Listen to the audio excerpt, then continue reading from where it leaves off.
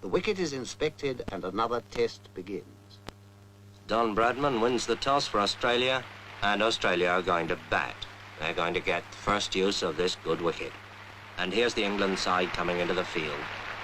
Yardley leading them, and here's Tom Dollery, Jim Laker, Dennis Compton and Douglas Wright of Kent at the end. And then, out of the pavilion gate, come Australia's opening pair, Barnes and Morris, Morris in the cap.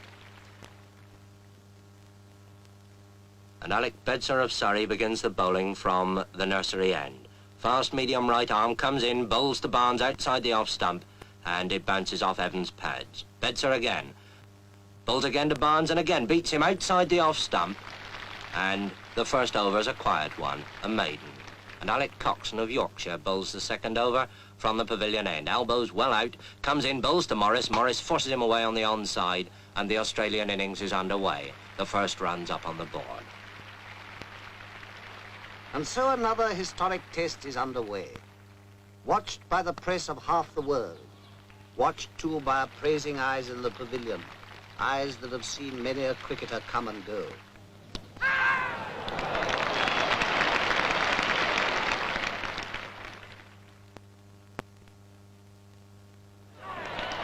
Australia's innings has come to a close.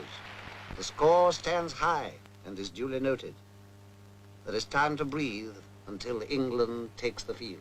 Cricket in the hands of the experts, more than a game. It's a craft at least, almost a science. Let's ask an expert, Bert Rhodes of Derbyshire, to bowl us a leg break on this demonstration wicket. Now, there's the spinning finger, the third one, see, cuddled close against the seam. It comes up. Now, this is the perfect leg break. Watch where it pitches. Just outside the line of the leg stump, and it turns enough to beat the off stump. And now, the orthodox, the natural break, spun off that index finger, the off break. And this pitches, watch it, outside the line of the off stump, and it beats the leg stump. Now that's the right arm bowler's orthodox weapon. Let's see how the batsman copes with it. As the ball comes down to him, turning into him, well, all right, he just lets it hit the bat. And that's why short-leg fieldsmen were born. Well, perhaps attack's the best method of defense. Down comes that off break again, and the batsman hooks it hard and high over those short-leg fieldsmen, but not over deep square leg. There is a way of doing it, of course, over the ball as it moves into you, and push it away along the ground as Edrich does this ball from Lindwall, playing it to Barnes.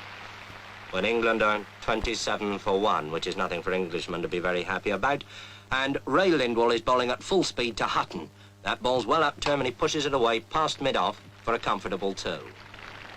Bradman moves round those hungry Australian slip fieldsmen, and Lindwall, in one of the finest spells of fast bowling seen in England since Larwood, bowls again, this time to Edrich, and Edrich pushes him away out into the covers, quite safely.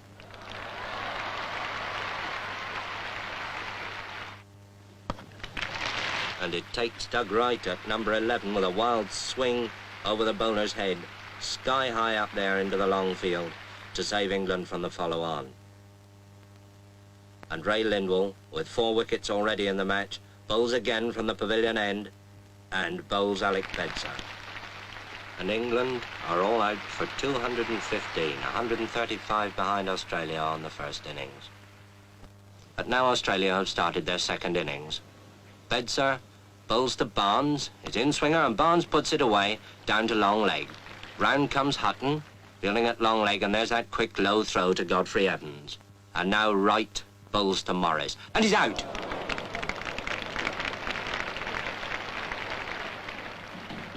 When a wicket falls or a hit is made, those behind the scenes spring into action.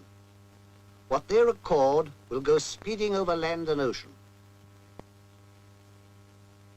When a batsman strikes, the whole world outside will want to know the score.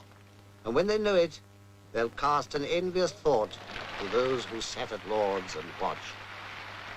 And there goes Barnes, magnificently caught by Washbrook at long on for 141. And Australia are now 431 in front. And now here comes Lindsay Hassett, the vice-captain, to face up to Norman Yardley. I suppose waiting for the earlier batsman, he's had his pads on for best part of 4 hours. Well, he needn't keep them on any longer.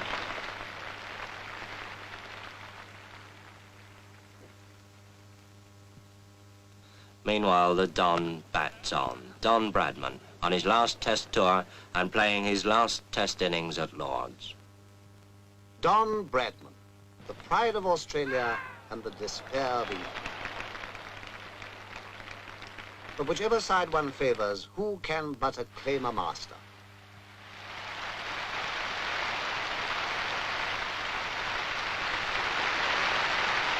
Bradman, whose name now joins the golden pageant,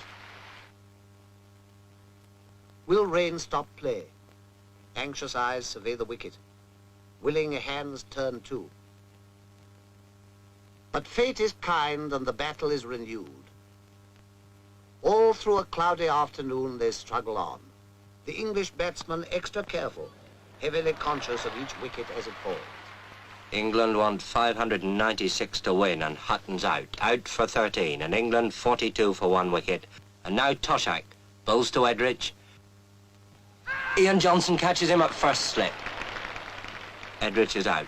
England 52 for 2 wickets, and in trouble. Everything depends on the man who now comes out of the pavilion. Dennis Compton. And with Hutton gone, England's last real hope. So they fight on, a battle of muscle, sinew, and eye. For this is cricket at its finest, calling forth a quality deep in men, the calmness of a Compton on a sticky wicket when the world is watching. England, 106 for 3, want an impossible 490 to win. Impossible? Well, Compton's still there. And here's Big Bill Johnson with that bucking, bridling run coming in to bowl to him. And Compton's out. England's last hope of the impossible. And now, Toshak bowls to Coxon. Toshak thinks he's out. Umpire thinks he's out. Coxon thinks it's a shame. Now it's all over, bar shouting. The day wears on. Another game is lost and won. Well, perhaps not quite. Defeat has come to England, and to Australia, victory. Australia takes the Ashes.